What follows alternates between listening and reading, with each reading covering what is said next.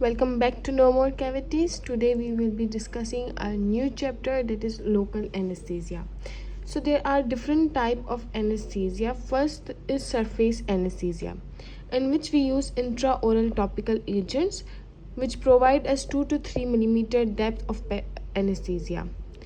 Two types of surface anesthetic agents are used. Intratropical agents are used, it is 5% lidocaine and 18 to 20% benzocaine. Benzocaine is not used for children less than 2 years because it will result in methemoglobinemia. They are used in the form of gels as they provide limited dose, and flavored substances are used. Surface anesthesia is used prior to injection for painless anesthesia. Then the topical anesthetic agents used for skin are amla. Amla is mixture of prilocaine and lidocaine. Prilocaine and lidocaine. They are not used for intraoral use, but they are used for venopuncture, before venopuncture.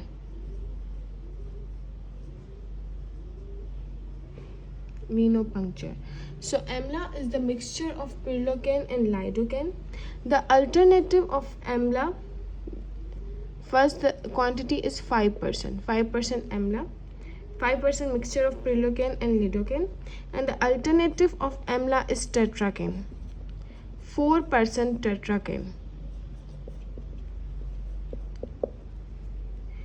Tetracaine is basically ester,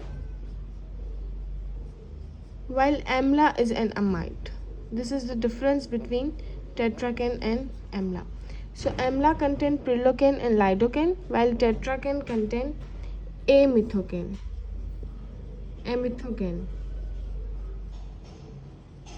And it is tetracaine is an ester and amla is an amide.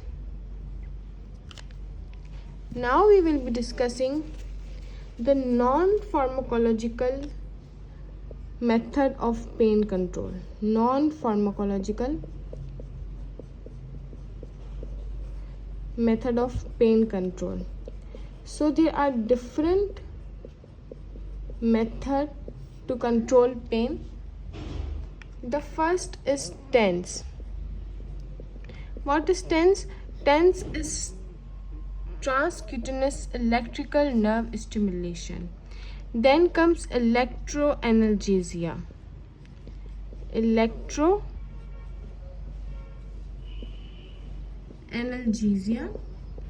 Hypnosis, distraction,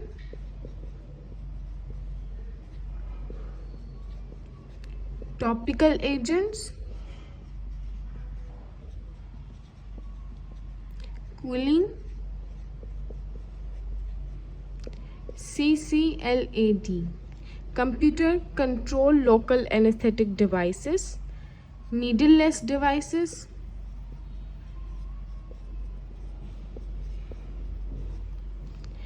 guided imaginary,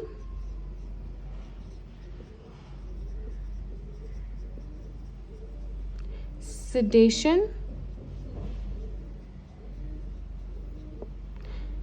and use of language. So these are different type of non-pharmacological method to control pain. Non-pharmacological, this is ACQ as well as OSPI question. So please remember that TENS, electroanalgesia, hypnosis, distraction, topical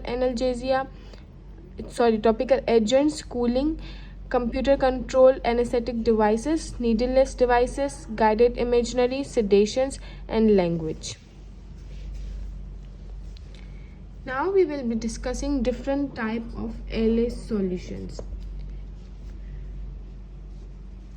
The first is lidocaine. 2% lidocaine is used with 1:80,000 adrenaline, which is vasoconstrictor. Then 4% articaine.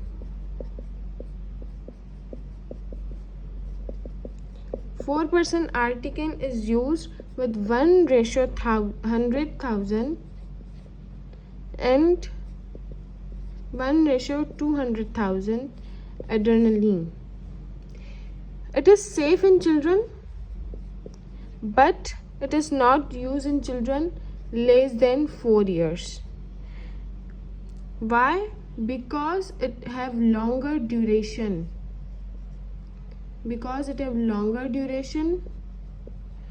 Of numbness, so it can result in self-inflicted trauma. It is safe but not less than 4 years because it have longer duration, resulting in self-inflicted trauma, having good tissue diffusion,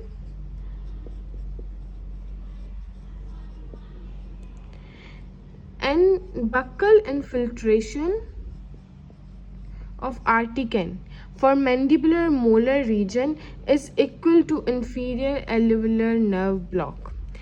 So first is lidocaine, second is articaine. Articaine is safe but not less than 4 years, having longer duration but resulting in self-inflicted trauma, good tissue diffusion, and buccal infiltration is equal to the inferior alveolar nerve block. Then comes 3% mepivacaine. 3% mepivacaine. Mepivacaine is used plain. Plain means without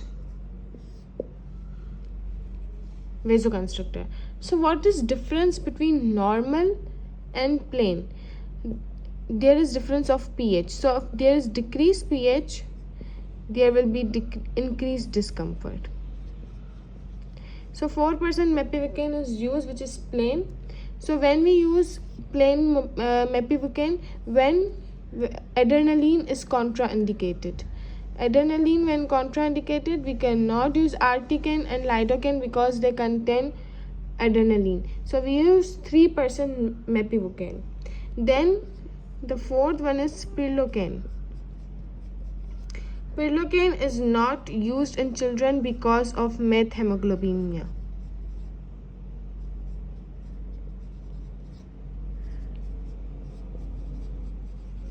So these are different type of ALA solutions. Then comes the question that why we use vasoconstrictor in a ALA solution? Because it decreases the plasma concentration of ALA. It increases its duration. It increases its quality. It decreases its quantity, so we can require less LA.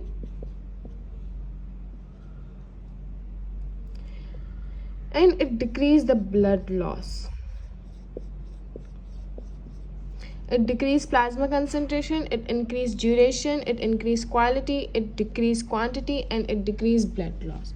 So that's why vasoconstrictor are used. Then come what is scoop technique. Scoop technique is used to prevent needle prick injury. For example, this is a needle with its cap. So I have used the needle. Now I have to recap it. So I cannot use both hands because it can go like this and it can prick my finger. So it can result in needle prick injury. That's why we use a scoop technique by holding this cap and just inserting the needle like this. Just holding the needle and then inserting the cap like this. We have to use just single hand, not both hand, because it will result in needle prick injury. We cannot handle the cap, we just have to handle the needle. So this is a scoop technique. Before injecting the needle, you have to aspire. For that, different aspirating needles come. Why we aspire? To prevent intravascular administration. Now comes we have discussed non-pharmacological methods of pain control, which include CCLAD, which means computer controlled local anesthetic devices.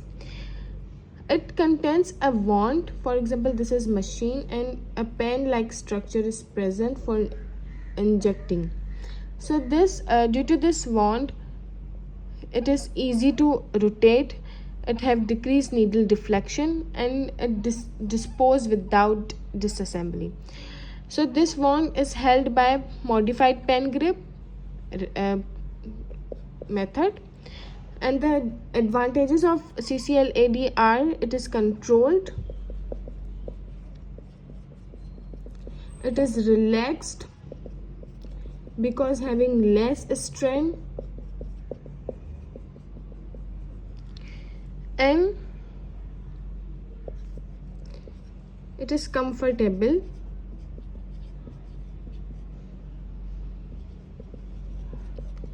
Less threatening appearance. Threatening appearance is less, so the patient is not afraid. It decreases needle stick injury.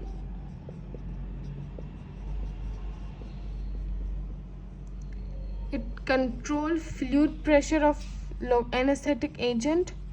The fluid pressure is controlled.